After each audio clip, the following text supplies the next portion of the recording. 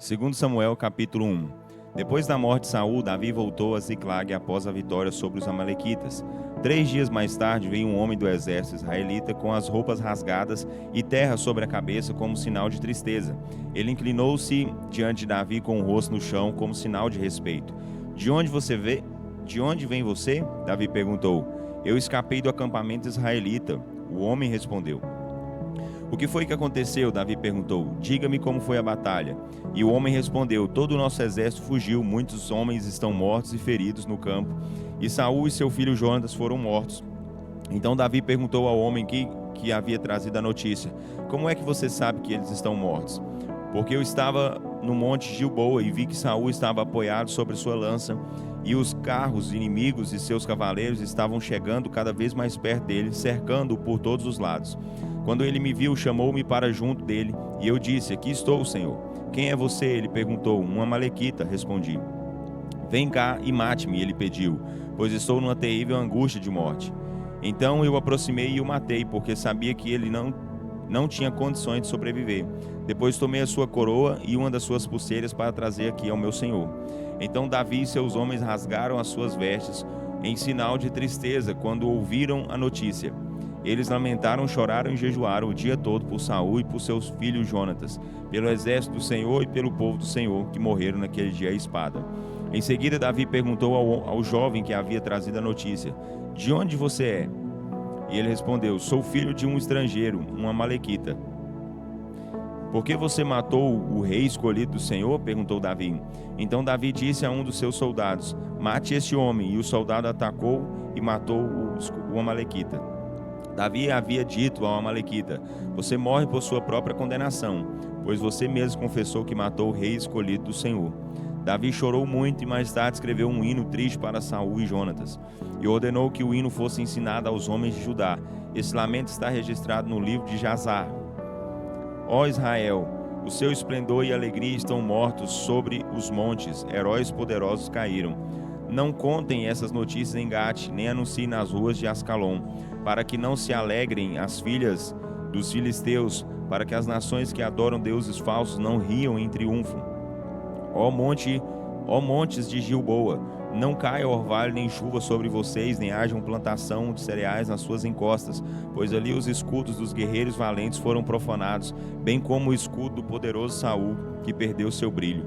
Do sangue dos feridos, da carne dos valentes, o arco de Jonatas nunca recuou, e a espada de Saul nunca falhou. Eles nunca voltavam das batalhas com as mãos vazias, como Saul e Jonatas eram amados e estimados. Eles estiveram juntos na vida e na morte. Eram mais velozes do que as águias, mais fortes do que os leões. Mas agora, ó filhas de Israel, chorem por Saul. Ele vestia vocês com finas roupas e ornamentos dourados. Esses poderosos heróis caíram no meio da batalha. Jonatas foi morto lá nas montanhas. Como eu choro por você, meu irmão Jonatas, quanto eu o estimava, e o seu amor por mim era mais precioso do que o amor de mulheres. Os guerreiros valentes caíram, as suas armas foram destruídas. Segundo Samuel, capítulo 2. Depois disso, Davi perguntou ao Senhor, devo mudar-me para uma das cidades de Judá? E o Senhor respondeu, sim, você deve ir. Para que cidade então irei? Perguntou Davi. Para Hebrom, respondeu o Senhor. Então Davi foi para Hebrom com as suas 2 esposas, Ainoã de Jezreel e Abigail, a viúva de Nabal, o carmelita. Davi ainda levou os homens que os acompanhavam e com suas famílias e foram todos de mudança para Hebrom e cidades vizinhas. Quando os homens de Judá chegaram em Hebrom, Davi foi coroado o rei do povo de Judá. Quando Davi foi informado de que os homens de Jabes de Gileade haviam sepultado Saul, enviou mensageiros com este recado: o Senhor abençoe vocês por terem sido leais ao seu rei, dando a Saul, o seu rei, um sepultamento honroso. Que o Senhor seja misericordioso e derrame sobre vocês muitas provas de amor, do seu amor. Eu, de minha parte, também serei generoso com vocês pelo bem que praticaram. Mas agora peço a vocês que sejam meus guerreiros fortes, corajosos e leais, pois o rei Saul já está morto e os homens de Judá já me ungiram rei do povo de Judá. Porém Abner, o comandante-chefe do exército de Saul, levou Isbosete, filho de Saul, para Manaim, para coroá-lo rei sobre Gileade, Azer, Jezreel, Efraim, Benjamim e sobre todo Israel. Isbosete, filho de Saul, estava com 40 anos de idade quando começou a reinar sobre Israel. Ele reinou em Manaim por 2 anos, enquanto o povo de Judá seguiu Davi. Davi reinou sobre Judá em Hebrom por 7 anos e meio. Um dia, o general Abner, filho de Ner, e os oficiais de Isbosete, filho de Saul, foram de Manaim para Gibeon. O general Joabe, filho de Zeruia, e as tropas de Davi foram ao encontro do general Abner. Encontraram-se na represa de Gibeon, onde se desfrontaram, ficando um grupo de um lado da represa e o outro grupo do outro lado oposto. Então Abner fez uma proposta a Joabe: deixemos que alguns soldados do seu exército lutem com alguns do meu exército diante de nós. Joabe respondeu: está bem. Então foram escolhidos 12 homens aliados de Benjamim e Isbosete, filho de Saul, e 12 homens de Davi para uma luta de vida ou morte. Cada soldado atacava o seu adversário agarrando pelos cabelos e fincava a espada no lado, e todos caíram mortos juntos. Por isso aquele lugar de combate em Gibeon foi chamado de Eucate Razurim. Então os dois exércitos começaram a lutar violentamente um contra o outro. No fim, Abner e os soldados de Israel foram derrotados pelos soldados de Davi. Absai e Azael, irmãos de Joabe, e os 3 filhos de Zeruia tomaram parte na batalha. Azael, que era ligeiro e corria com uma cabra dos montes, começou a perseguir Abner. Ele corria sem se desviar, sempre atrás de Abner. Abner olhou para trás e, vendo que alguém o perseguia, gritou: por acaso você é Azael? Sim, respondeu ele, sou eu. Então persiga outra pessoa e não a mim, implorou Abner. Procure vencer algum soldado comum e capturar suas armas. Porém Azael não deu ouvidos e continuou a sua perseguição. De novo Abner advertiu Azael: saia de trás de mim. Como é que eu poderei olhar nos olhos do seu irmão Joabe se eu tiver de matar você, Azael?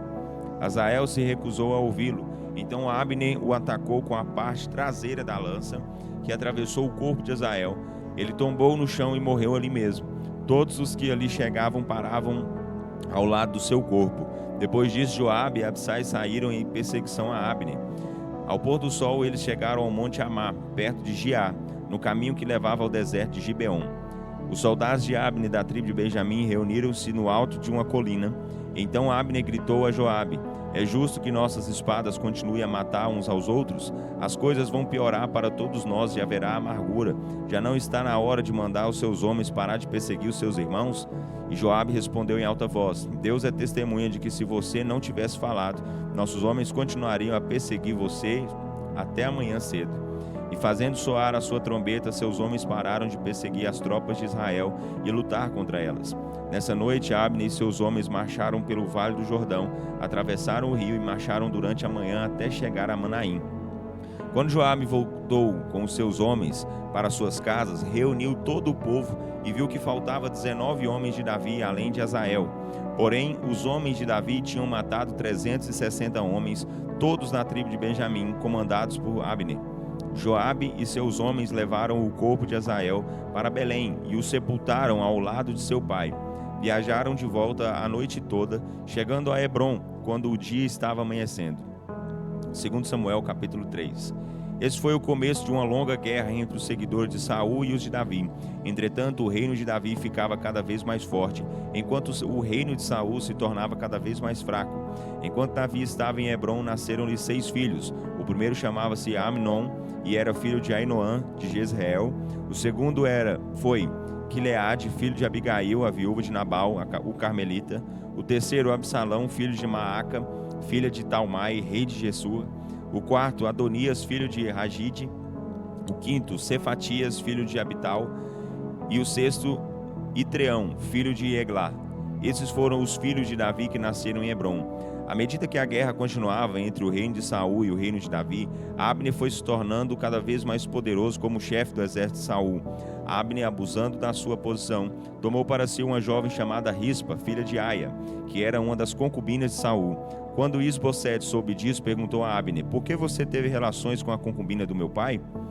Abner não gostou da pergunta e ficou furioso com Isbosete e exclamou: por acaso sou um cão que pertence a Judá para ser tratado dessa maneira? Tenho sido fiel à família de Saul, seu pai, aos seus irmãos e amigos, e não permiti que caíssem nas mãos de Davi. É essa a recompensa que recebo? É justo que você me chame a atenção da causa dessa mulher? Deus é testemunha, se eu não fizer por Davi o que o Senhor jurou fazer. transferiu o reino da família de Saul e estabeleceu o trono de Davi, tanto sobre Israel quanto sobre Judá, desde Dan até Berseba.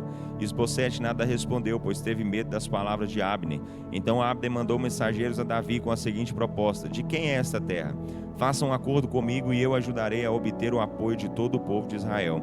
Muito bem, respondeu Davi, farei o acordo com você, mediante uma condição: quero que me traga minha esposa Mical, filha de Saul.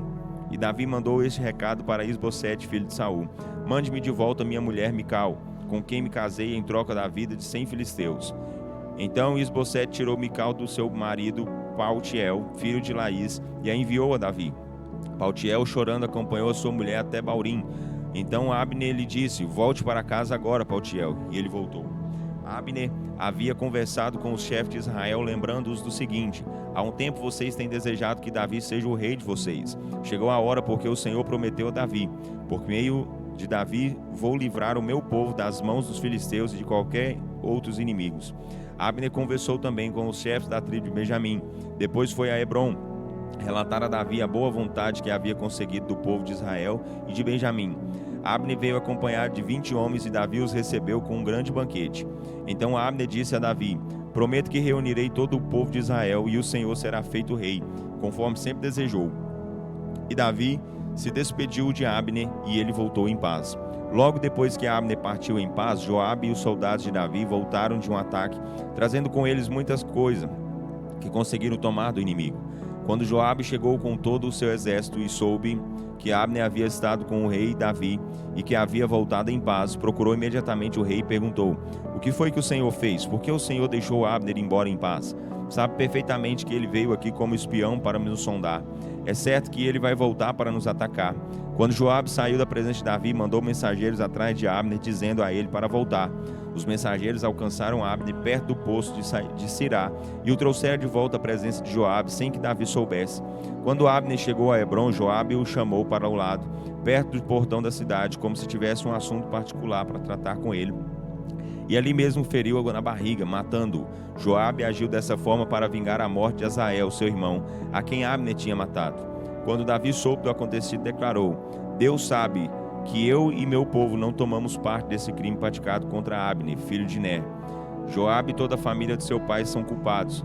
Que a sua família e todas as suas gerações sejam castigadas com fluxo, lepra, que usem muletas, que haja mortes pela espada ou que necessitem de pão. Joabe e seu irmão Abissai foram, pois, responsáveis pela morte de Abner. Eles vingaram a morte do irmão Azael na batalha de Gibeon. Então Davi ordenou a Joabe e a todos os que estavam com ele: rasguem suas roupas, vistam roupas de luto, vão à frente do cortejo fúnebre e chorem e lamentem a morte de Abner. E o rei Davi também acompanhou o enterro. Abner foi sepultado em Hebrom. O rei levantou a voz e chorou ao lado da sepultura de Abner, e todo o povo fez o mesmo. O rei expressou este lamento por Abner: ó Abner, porque era preciso que você morresse como morrem os perversos? Suas mãos não estavam atadas, nem os seus pés estavam acorrentados. Você caiu como alguém que é morto pelos filhos da maldade, vítima de uma traição. E todo o povo chorou novamente a morte de Abner. No dia do sepultamento, o povo insistiu para que Davi comesse alguma coisa antes que o dia terminasse. Porém, Davi não aceitou e fez este juramento: que Deus me castigue com todo rigor se eu comer alguma coisa antes do pôr do sol. Todos os que ouviram isso concordaram com ele. Aliás, tudo o que o rei fazia parecia certo aos olhos de todos. Assim, todos os seguidores de Davi e todo o povo de Israel, pela atitude de Davi, imediatamente entenderam que ele não tinha tomado parte do assassinato de Abner, filho de Ner. Davi disse aos seus oficiais: vocês não percebem que um grande homem e um grande líder caiu hoje em Israel? E mesmo sendo eu um rei escolhido por Deus, nada posso fazer contra esses dois filhos de Zeruía? Que o Senhor retribua ao malfeitor de acordo com a sua maldade.